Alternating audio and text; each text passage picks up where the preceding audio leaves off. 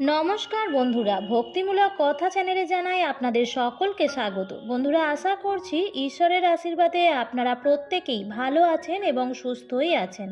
বন্ধুরা, যদি আপনাদের বাড়ির সামনে নিজে থেকেই এই গাছগুলো গজিয়ে ওঠে তো ভাববেন বন্ধুরা, আপনাদের বাড়িতে এবার মা লক্ষ্মীর আগমন হতে চলেছে। এই গাছগুলি আমাদের বাড়িতে ভালো সময় আসার সংকেত দেয়। যে বাড়িতে নিজের থেকেই এই গাছগুলি জন্মায়, এর মানে সেই বাড়িতে এবার দারিদ্রতার নাশ হবে। এই গাছগুলিকে আমাদের শাস্ত্রে খুবই শুভ বলে মনে করা হয়। যেখানে এই গাছগুলি ওঠে তার আশেপাশের পরিবেশ খুবই শুদ্ধ করে দেয়, আর যেখানে এই গাছগুলি মারা যায় তার আশেপাশের পরিবেশ বন্ধুরা খুবই নেগেটিভ হয়। তাই এর জন্যই এই গাছগুলি আমাদের বাড়িতে থাকা অত্যন্ত শুভ বলে মানা হয়। যদি গাছগুলো আপনারা আপনাদের বাড়িতে লাগিয়ে থাকেন এবং গাছগুলো যদি সর্বদাই সুস্থ ও সতেজ থাকে, তো এর মানে বন্ধুরা আপনাদের বাড়ির আশেপাশে কোনো পজিটিভ এনার্জির বাস রয়েছে, যা প্রকাশ করে যে আপনাদের এবার ভালো সময় আসতে চলেছে। তাছাড়াও বন্ধুরা, ভিডিও শেষে আলোচনা করব এই পবিত্র পৌষ মাস চলাকালীন বা এই লক্ষ্মী মাসে যদি আপনারা এই 4টি অলৌকিক গাছ নিজের বাড়িতে একটি বিশেষ স্থানে যদি রোপণ করতে পারেন, তাহলে আপনার ঘর থেকে অলক্ষ্মী বিদায় হবে, অর্থাৎ সমস্ত দরিদ্রতা নেগেটিভিটি দূর হবে। এছাড়াও আপনারা মাঘ মাসেও এই গাছগুলি লাগাতে পারেন। এই সমস্ত কিছুই আলোচনা করব আজকের এই ভিডিওটিতে। তাই চলুন বন্ধুরা, এবার আপনাদের জানিয়ে দিই যে কোন সেই গাছগুলি। বিস্তারিত আলোচনায় যাওয়ার আগে আমার সকল বন্ধুদের অনুরোধ করব যে আজকের ভিডিওটি সম্পূর্ণরূপে দেখুন এবং দেখার পর যদি ভালো লাগে তাহলে অবশ্যই ভিডিওটিতে লাইক করবেন এবং কমেন্টে লিখবেন জয় মা লক্ষ্মীর জয়, এবং বন্ধুরা ভিডিওটি শেয়ার করে দেবেন আপনাদের নিকট আত্মীয় স্বজন এবং বন্ধু বান্ধবদের সাথে, যাতে প্রত্যেকেই এই ভিডিওটি থেকে উপকৃত হতে পারে। বন্ধুরা, অগ্নিপুরাণ অনুযায়ী ভগবান আমাদের ভালো সময় আসার আগেই গাছপালা পশু পাখি এরকম বিভিন্ন মাধ্যমে আমাদের বিভিন্ন সংকেত দিয়ে থাকেন, কিন্তু আমরা না জানার ফলে বিভিন্ন রকমের ভুল করে ফেলি। তাই বন্ধুরা, এই নতুন বছর শুরু হওয়ার মুখে বা নতুন বছরে এই গাছগুলো যদি আপনাদের বাড়িতে নিজের থেকেই উঠতে দেখেন, তো বন্ধুরা এটি সংকেত দিচ্ছে যে নতুন বছর আপনাদের জন্য খুবই সুখময় হবে। নাম্বার 1, কলা গাছ। বন্ধুরা, কলা গাছে ভগবান বিষ্ণুর বাস। এই গাছ বাড়িতে লাগালে সমস্ত দুঃখ দারিদ্রতার নাশ হয় এবং আমাদের দুর্ভাগ্যেরও নাশ হয়ে যায়। যদি বন্ধুরা বৃহস্পতিবার দিন এই গাছের গোড়ায় জল দেওয়া হয় তো মানুষের দুর্ভাগ্যের নাশ হয়ে যায়, ভগবান বিষ্ণু অত্যন্তই প্রসন্ন হয়। এর জন্য বন্ধুরা প্রত্যেক পূজা অর্চনায় কলা পাতা বা কলা গাছ এবং কলা ঘটে বা পুজোর কাজে অবশ্যই দেওয়া হয়। বন্ধুরা, যদি এই গাছ আপনা আপনিতেই আপনাদের বাড়িতে উঠে যায় তো বন্ধুরা এটি সাক্ষাৎ ভগবান বিষ্ণুর আশীর্বাদ মানা হয়।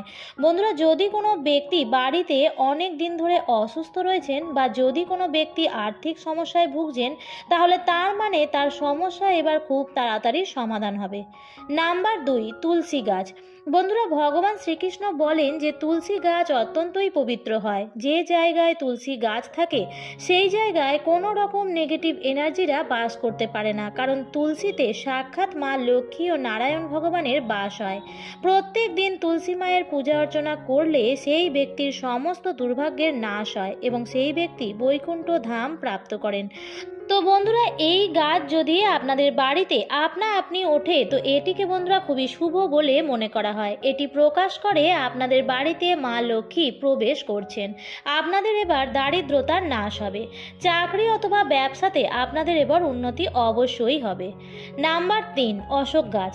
বন্ধুরা, বাস্তুশাস্ত্র অনুসারে বাড়িতে অশোক গাছ আমাদের দুঃখ দারিদ্রতাকে নাশ করে। তাই এই গাছ বন্ধুরা আমাদের বাড়িতে অবশ্যই লাগানো উচিত। এই গাছ আমাদের বিভিন্ন ধরনের শুভ ও অশুভ সংকেত প্রদান করে, আর এই গাছ যদি আমাদের বাড়িতে আপনা আপনি মারা যায় তাহলে ভাববেন আমাদের বাড়িতে কোনো খারাপ নজর পড়েছে। কিন্তু বন্ধুরা, এই গাছ যদি আপনাদের বাড়িতে আপনা আপনি উঠে যায় তো ভাববেন বন্ধুরা আপনাদের জীবনে এবার খুশির দিন আসতে চলেছে। নাম্বার 4, নিম গাছ। বন্ধুরা, নিম গাছকেও অত্যন্ত শুভ বলে মানা হয়। এই গাছ আমাদের বিভিন্ন ধরনের রোগ থেকে মুক্ত করে। তাই এই গাছ যদি বন্ধুরা আপনাদের বাড়িতে আপনা আপনি উঠে যায়, তো বন্ধুরা আমাদের জীবনে খুব শুভ সংকেত প্রদান করে। নাম্বার 5, আকন্দ গাছ।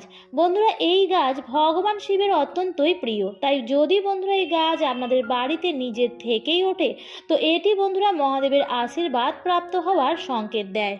তাই বন্ধুরা, এই 5টি গাছের মধ্যে থেকে একটি গাছও যদি আপনাদের বাড়িতে বা বাড়ির আশেপাশে দেখতে পান, তো জানবেন বন্ধুরা আপনাদের বাড়িতে ভগবানের আনাগোনা রয়েছে, অর্থাৎ আপনাদের বাড়িতে পজিটিভ এনার্জি বিদ্যমান।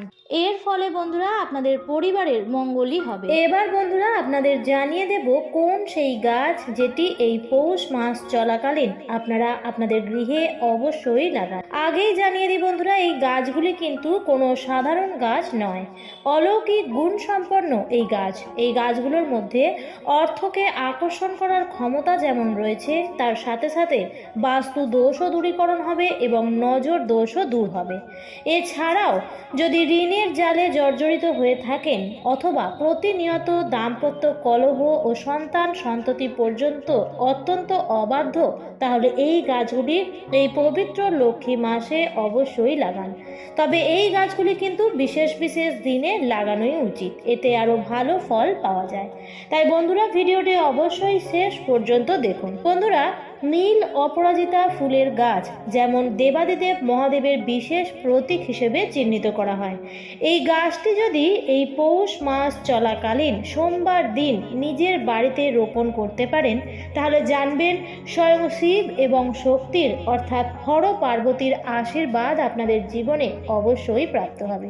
এছাড়াও বাস্তুশাস্ত্র মতে বলা হয়েছে এই গাছ থাকলে বাড়ির মধ্যে যাবতীয় নেগেটিভিটি দূর হয় এবং বাস্তু দোষও দূর হয়। এছাড়াও এই অপরাজিতা হলো দেবী দুর্গার আর এক নাম। তাই এই গাছ রাখলে মা দুর্গার কৃপায় জীবনের সমস্ত বাধা বিপত্তি কিছু দিনের মধ্যেই দূরীভূত হবে। জীবনের প্রতিটি কাজে সফলতা আসতে বাধ্য। দ্বিতীয় যে গাছটি লাগাবেন সেটি মা লক্ষ্মীর প্রতীকী গাছ, আর তা হলো পদ্ম ফুলের গাছ। আপনি হয়তো এবার ভাববেন যে এই পদ্ম গাছ ঘরেতে কিভাবে লাগাবো। অনেকেই বাড়িতে ছোট জলাশয় তৈরি করে পদ্ম গাছ লাগিয়ে থাকেন। মনে করা হয় পদ্মের দ্বারাই মা লক্ষ্মী ধন সম্পত্তি নিয়ে সেই গৃহে প্রবেশ করে। তবে পদ্ম ফুলের গাছ না থাকলেও একটি পদ্ম ফুলও বাড়িতে এনে বেডরুমে সাজালেও তার সুবিধা পাওয়া যায়। তবে সব শেষে একটি কথাই বলবো, এই সব কিছুই তখনই কার্যকরী হবে যখন আপনি আপনার কর্ম ঠিকঠাকভাবে করবেন। কারণ কর্ম এবং ভাগ্য এই দুই নিয়েই জীবন। এই দুটির মধ্যে কোনো একটি বাদ দিলে কিন্তু মানুষের জীবনের কোনোরূপ সফলতা আসে না। সুতরাং এই গাছগুলি চেষ্টা করুন বাড়িতে লাগানো, তার সঙ্গে নিজের কর্ম নিষ্ঠা করে করুন। দেখবেন জীবনে সফলতা অবশ্যই আসবে। সবশেষে যে গাছটির নাম বলবো তা হলো বিষ্ণু কমল গাছ। দেখুন, এই গাছটি আপনারা ধনতেরাসের দিন, অক্ষয় তৃতীয়ার দিন নিজের বাড়িতে বা বাড়ির উঠোনে বা টবের মধ্যে লাগিয়ে রাখতে পারেন। তবে এই দুটি দিন যদি না লাগিয়ে থাকেন, কোনোভাবে যদি মিস হয়ে যায়, তাহলে সামনেই আসছে নতুন বছর। তাই নতুন বছরের যে কোনো শুক্ল পক্ষের বৃহস্পতিবার দিন বা যে কোনো মঙ্গলবার দিন এই গাছ গৃহের বাস্তুর মধ্যে লাগিয়ে রাখতে পারেন। এই বিষ্ণু কমল গাছ যে গৃহে থাকে সেই গৃহের বাস্তুকে সুরক্ষিত করে রাখে নেগেটিভ এনার্জি থেকে। আর একটি গাছ হচ্ছে লক্ষ্মী কমল গাছ। এই গাছটিও আপনারা বিষ্ণু কমল গাছের পাশাপাশি লাগাবেন। তবে এইগুলি সবকটাই পবিত্র গাছ, তাই এই গাছগুলি রাখার ক্ষেত্রে কিছু সাবধানতা অবশ্যই অবলম্বন করবেন। যেমন এই গাছগুলির আশপাশ পরিষ্কার পরিচ্ছন্ন রাখবেন এবং জুতো চপ্পল এসব রাখবেন না। তবে বন্ধুরা, আয় বাড়াতে প্রত্যেকেই নিজের মতো করে চেষ্টা করেন। আর এ কথা সত্য যে সঞ্চয়ের পরিমাণ বাড়াতে পরিশ্রমের কোনো বিকল্প হয় না। তবে অনেক সময় দেখা যায় প্রবল পরিশ্রম করেও আয়ের কোনো পথ দেখা যায় না। এমন পরিস্থিতি দূর করতে বেশিরভাগ মানুষই মানি প্ল্যান্ট গাছ লাগিয়ে থাকেন। এই গাছটিও ঘরের জন্য খুবই শুভ বলে মনে করা হয়। তবে সঠিক দিকে যদি না বসিয়ে থাকেন তাহলে কিন্তু চরম বিপত্তি জীবনে নেমে আসতে পারে। সুতরাং বাড়ির দক্ষিণ পূর্ব দিকে অবশ্যই মানি প্ল্যান্ট গাছ বসানোর সর্বোত্তম দিক বলে মনে করা হয়। তবে উত্তর পূর্ব কোণে কিন্তু মানি প্ল্যান্ট গাছ রাখতে নেই। এর ফলে পরিবারের সদস্যদের মধ্যে সম্পর্ক নষ্ট এবং স্বাস্থ্যহানি ঘটে। তবে এই গাছটিকে রাখার ক্ষেত্রে কিছু যত্ন অবশ্যই নিতে হবে, যেমন গাছটিকে প্রতিদিন পরিষ্কার পরিচ্ছন্ন করতে হবে এবং যে পাতাগুলো হলুদ হয়ে যায় সেগুলিকে তুলে ফেলতে হবে। সম্ভব হলে কাঁচা দুধ দিয়ে পাতাগুলিকে পরিষ্কার করতে পারেন। আর গাছটির মুখ যেন নিচের দিকে না নেমে যায়, এই দিকটি বিশেষভাবে খেয়াল রাখতে হবে। আমার আজকের পর্বটি এই পর্যন্তই। ভিডিওটি দেখে যদি ভালো লাগে তাহলে অবশ্যই লাইক, কমেন্ট এবং শেয়ার করতে ভুলবেন না। পরবর্তী নতুন ভিডিওর আপডেট পেতে চ্যানেলটিকে সাবস্ক্রাইব করে পাশে থাকা বেল আইকনটির অল লেখাটিতে ক্লিক করে রাখবেন। আবার দেখা হবে পরবর্তী নতুন ভিডিওতে। ভালো থাকবেন, সুস্থ থাকবেন। ধন্যবাদ।